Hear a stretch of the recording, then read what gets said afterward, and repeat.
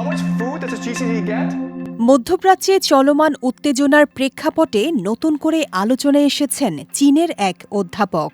2 বছর আগে দেয়া তার কয়েকটি ভবিষ্যদ্বাণী এখন সামাজিক যোগাযোগ মাধ্যমে ব্যাপকভাবে ছড়িয়ে পড়েছে। Even if you don't really know the war, বেইজিংয়ে দর্শন ও ইতিহাসের অধ্যাপক জুয়েকিন জিয়াং 2024 সালের মে মাসে এক বক্তৃতায় 3টি গুরুত্বপূর্ণ পূর্বাভাস দিয়েছিলেন।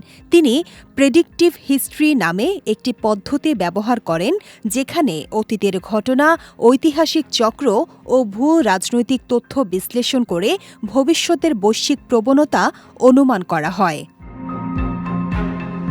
জিয়াং প্রথমে বলেছিলেন ডোনাল্ড ট্রাম্প আবারও যুক্তরাষ্ট্রের প্রেসিডেন্ট হিসেবে ক্ষমতায় ফিরতে পারেন। দ্বিতীয় পূর্বাভাসে তিনি উল্লেখ করেন ভূ-রাজনৈতিক চাপের কারণে যুক্তরাষ্ট্র ইরানের সঙ্গে সরাসরি সংঘাতে জড়িয়ে পড়তে পারে। বর্তমান পরিস্থিতিতে তার এই দুটি বক্তব্য নতুন করে আলোচনায় এসেছে এবং অনেকেই এতে বাস্তবতার মিল খুঁজে পাচ্ছেন। তবে সবচেয়ে আলোচিত তার তৃতীয় ভবিষ্যদ্বাণী। জিয়াং দাবি করেছিলেন ইরানের সঙ্গে সংঘাতে শেষ পর্যন্ত যুক্তরাষ্ট্রের পরাজয় ঘটতে পারে এবং এর ফলে দেশটি বড় ধরনের সংকটে পড়তে পারে।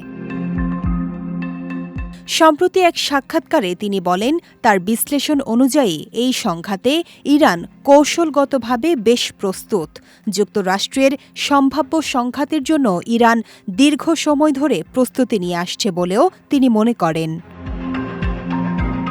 তার মতে এই সংঘাত যদি বিস্তৃত হয় তবে তা কেবল 2 দেশের মধ্যে সীমাবদ্ধ থাকবে না। এতে মধ্যপ্রাচ্যের আরও দেশ জড়িয়ে পড়তে পারে, যা একটি বড় ও বিপজ্জনক ভূ-রাজনৈতিক সংঘাতে রূপ নিতে পারে।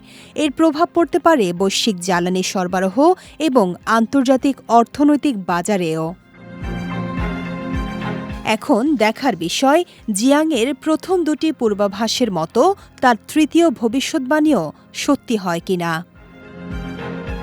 বিজয় টিভি নিউজ ডেস্ক।